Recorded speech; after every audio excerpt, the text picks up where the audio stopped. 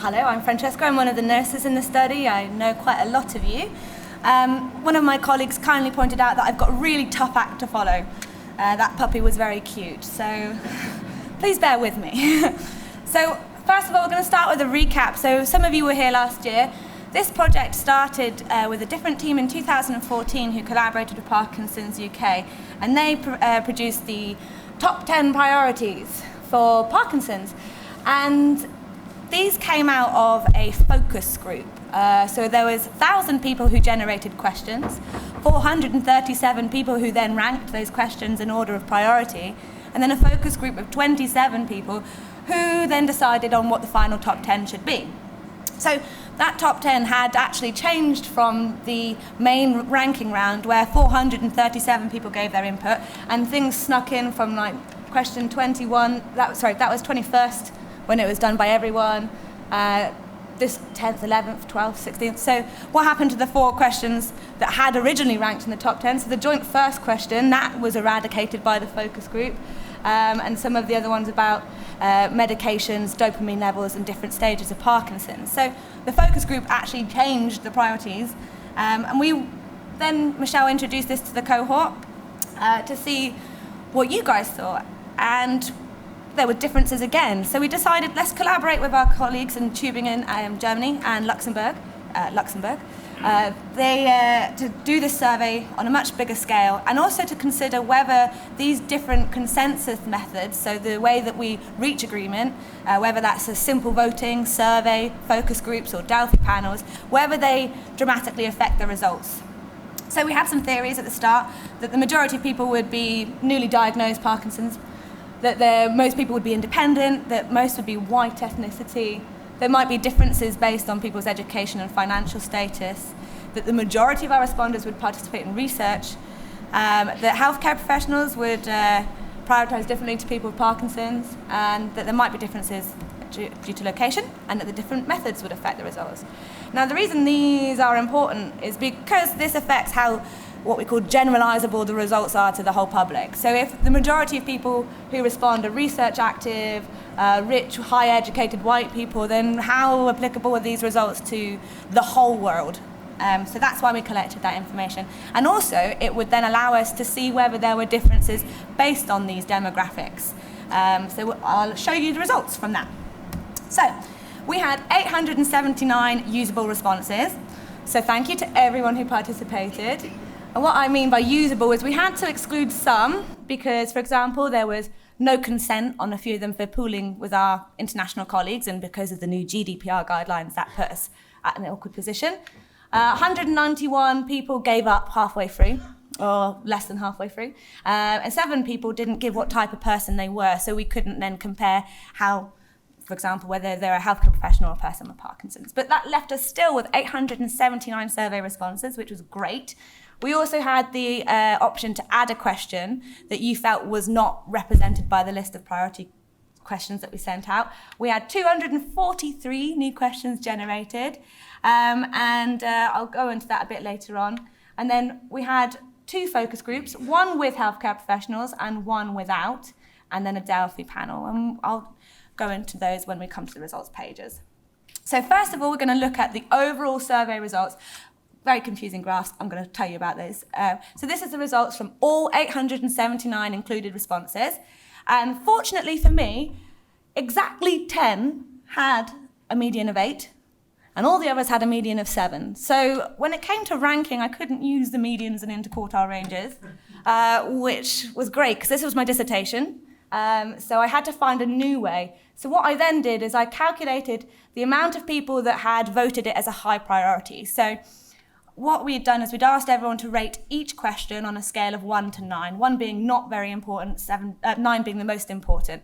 And then we put those into 1 to 3 was least important, 4 to 6 was medium importance, and then 7, 8, and 9 were high importance. So then I counted the amount of people that had voted it as a 7 or above, and that gave us a percentage agreement there.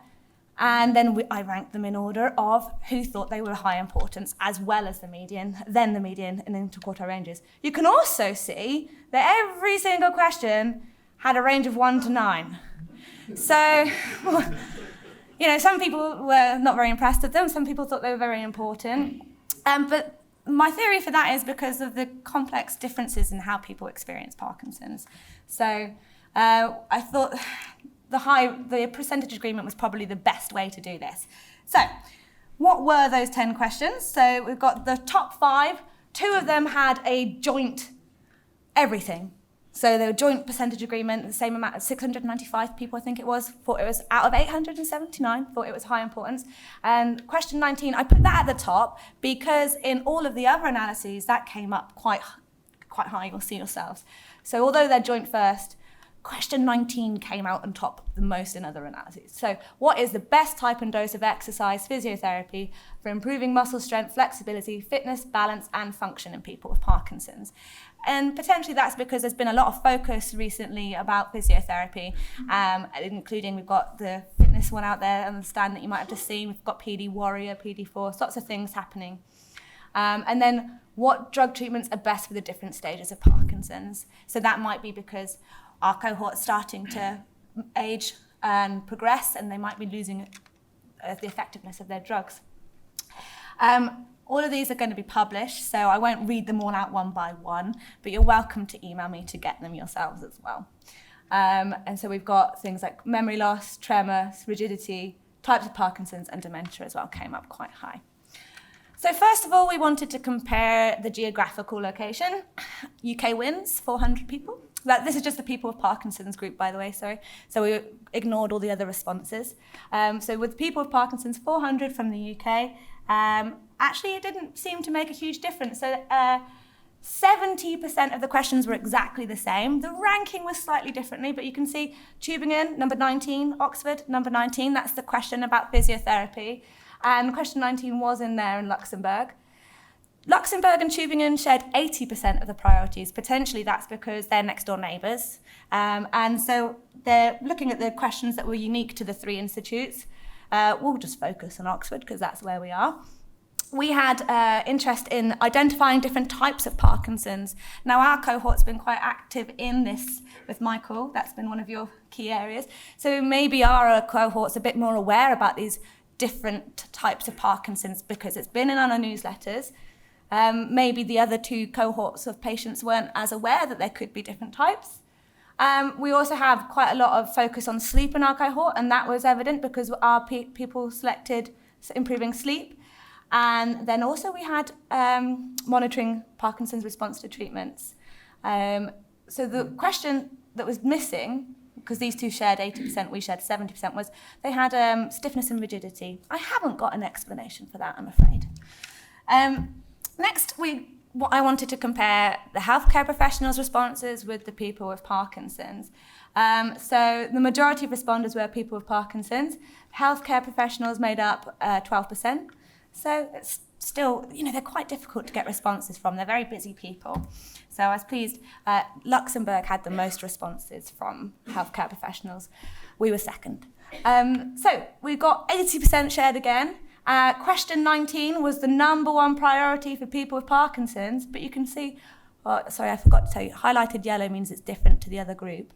So question 19 was the number 1 priority, but the healthcare professionals didn't even put it in the top 10.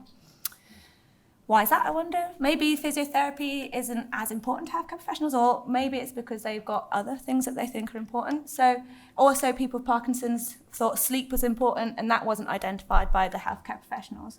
Healthcare professionals instead chose reducing freezing of gait and helping dysphagia, which is a swallowing problem. Now these are quite important problems, especially dysphagia, the swallowing problems, because that could have a lot of complications for people. Potentially why healthcare professionals would select those is because they're more likely to observe the full pathway of Parkinson's. They're more likely to see the worsening of symptoms and the more difficult symptoms. And one of the things you'll see later on is that the majority of our respondents were living with Parkinson's for a median of 5 years. So there's a good chance none of them will have experienced these problems. And that's the same with the freezing of gait. Not everyone's going to have that problem, but it can have, it can result in falls and other problems. So that's why I think the healthcare professionals had those questions over the sleep and physiotherapy. So like I mentioned, the disease duration was from 0 to 41 years. There was someone from Tübingen who'd been living with Parkinson's for 41 years. I thought that was amazing. But obviously this made it quite difficult to decide on the priorities by group. So I split them up into quartiles. What I mean is I found up to 25%, then up to 50%, up to 75%, and grouped them, which gave me 4 groups. 0 to 3 years, that made up 29%. 3 to 5 years, 23%. 5 to 9 years is 25%, and 9+ years, 21%. Okay, so they're not perfect quarters, but they'll do. And then we'll compare the results from them. And as you can see, 90% of the questions were shared, and I kind of expected it to be a little bit of more of a difference between the newly diagnosed and the 9 years plus. But they still had, 90% of the same questions, which was really reassuring. There were differences in the distributions of scores, but that's not that important. So the key differences were between the 0 to 3 years group. They had what treatments are helpful in reducing tremor. Maybe there's not many other symptomatic problems that this group are experiencing, so tremor might be a more dominant feature. And then the disease duration 5 to 9, monitoring the response of Parkinson's treatments. So potentially that's where the levodopa is becoming less effective, and they're starting to notice changes in the effectiveness of their medication. They're wanting to find better ways to monitor people's responses. So that's one theory as to why we see that. Gender. So as I expected, the majority of people with Parkinson's were male, 312, 61%. The prefer not to say group, it could have been that they preferred not to say or just missed the box. So I didn't include them in the analysis. 90% of the questions were the same. Again, this is really reassuring because it shows us that gender's not really having a huge effect on what people think's important. Unique questions to men were reducing tremor, so women didn't select that as an important priority, but they did select improving sleep more so. Now, these aren't really necessarily related to gender. I did a little search of PubMed to see what I could find. So, like I said, more men are diagnosed with Parkinson's at a ratio of approximately 2 to 1 people. Men are more likely to experience rigidity and RBD, according to this paper, the study references here. And women may be more likely to experience dyskinesias and depression. Some theories about that were because estrogen might have an effect on the dopaminergic neurons and pathways, but that doesn't really relate to what we found anyway. So we didn't see women scoring dyskinesias and depression higher. So, again, just a theory. Ethnicity, unfortunately, was it 98% of discovery? Yeah, is white. We've got living in quite a white area. So, all the other ethnicity groups I grouped together and still only had 14 people. That's not enough people to draw any conclusions from because there's a huge risk of error. So although there's a graph there, ignore it because it's too random. Any effects that we've seen, there's not enough people to kind of make good conclusions from.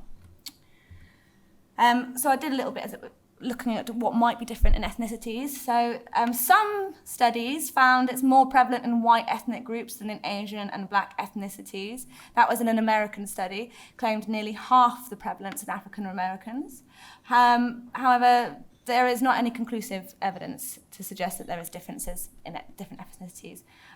There was some paper that said there could be other health economics, such as underreporting or reduced diagnosis in ethnic minorities, or differences in education or beliefs. So it could be that we're just not seeing a high number of people from different ethnic backgrounds in our cohorts or research studies because they just don't participate in research as much, maybe. So then we looked at education level to see whether there was any differences based on socioeconomic background. So that was education and their poverty status. The majority of our people with Parkinson's had a degree. So more than half. This was post-grad, master's or PhD, and then this is undergrad. So the majority of our people are highly educated. Only a very small proportion had only gone up to secondary school, 64%. I did still do the analysis, so I'll look at the results shortly.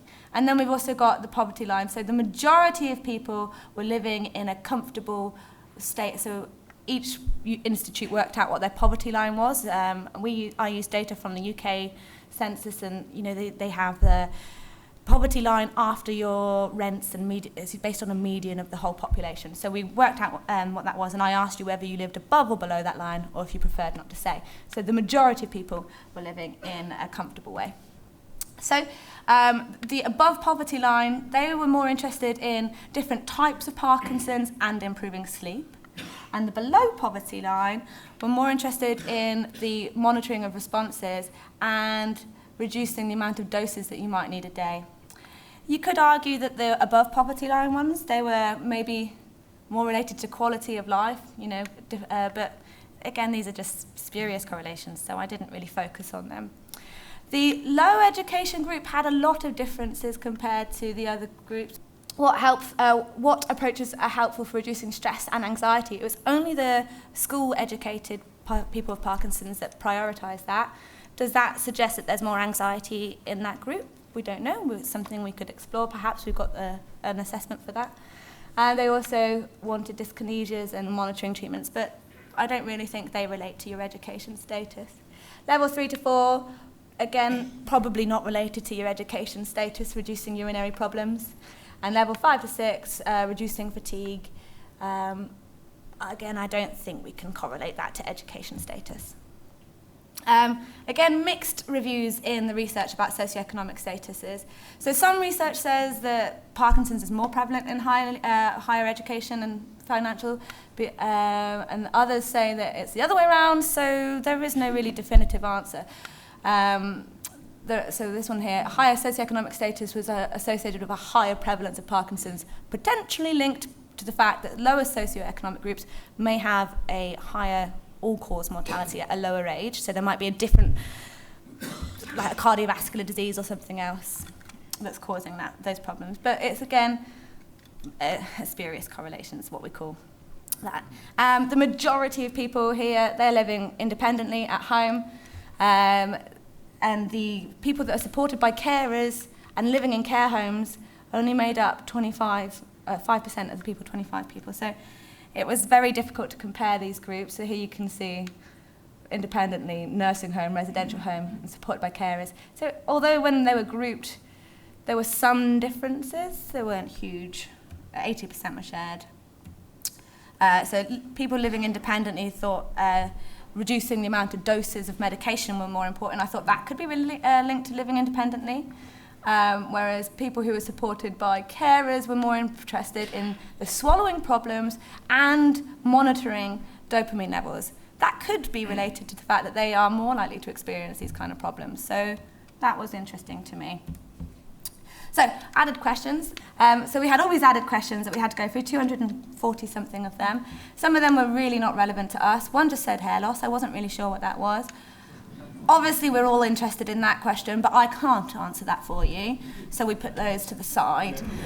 243 added questions, there we go. So then we had, independently, we went through and identified different themes. We came up with these keywords and assigned each question up to 4 themes, and then counted the themes' recurrence and got the 10 most common themes. I'm going to flip through these really quickly because we're running out of time, so I'll just blah, blah, blah, blah, blah, blah, blah.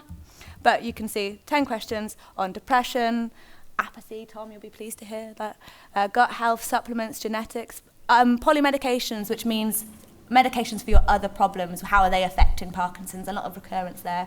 Educating healthcare professionals and educating people with Parkinson's came up a lot.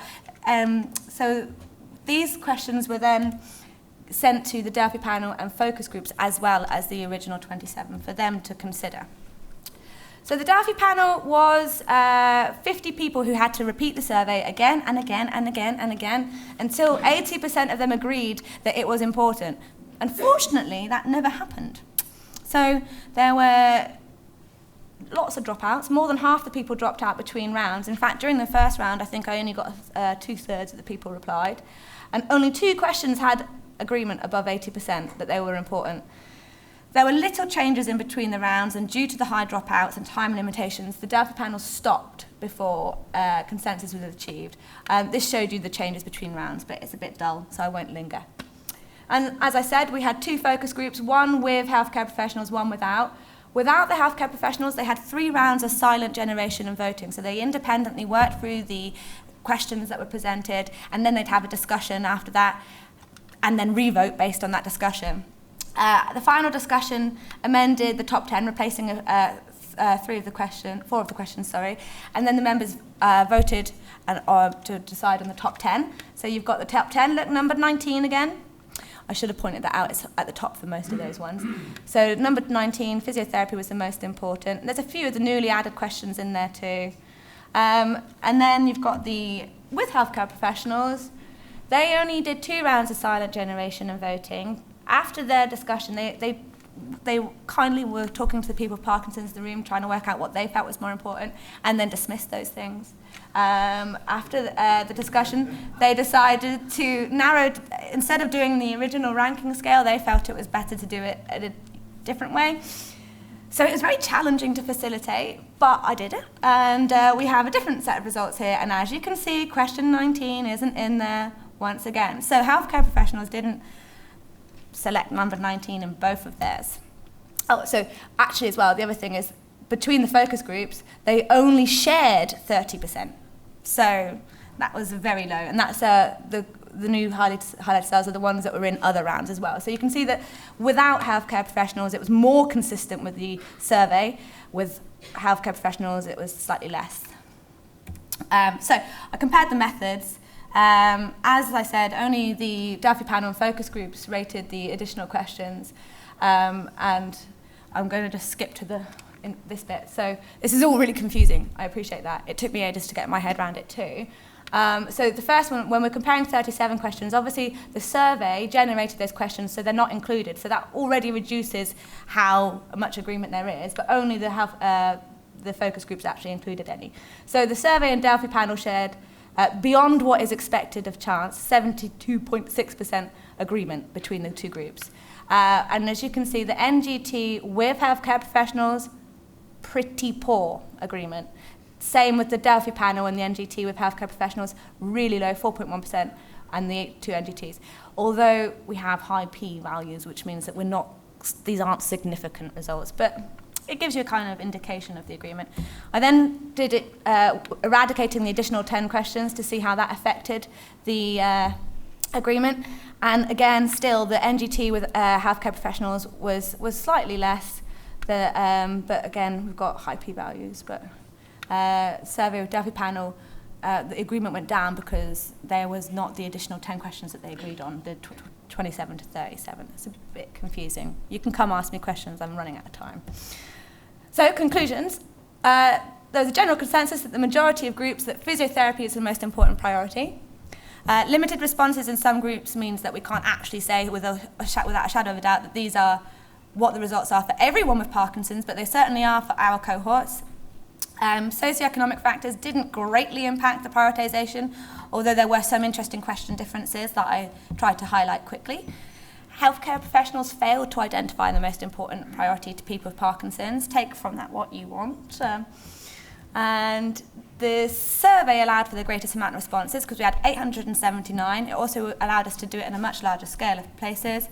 And it was better than doing it with the Delphi panel because people without internet access or computers could participate. Delphi panels, there was a high dropout rate between rounds. And the Delphi panel results were so consistent with the survey that when you consider the data management time and resources, it wasn't better. So, and the NGT with healthcare professionals was the least consistent method with the others. So I recommend that you should be careful when using focus groups. So I will say just a quick comparison then. This is the results from the first one. Blue love heart means that it made it into the top 10 from the focus group. Green means it was in the top 10 when you had all of their responses. And yellow love heart means that it's new to our cohort as a number 1 priority. And that's the score that the original survey ranked it. And I'll just leave that there. Thank you.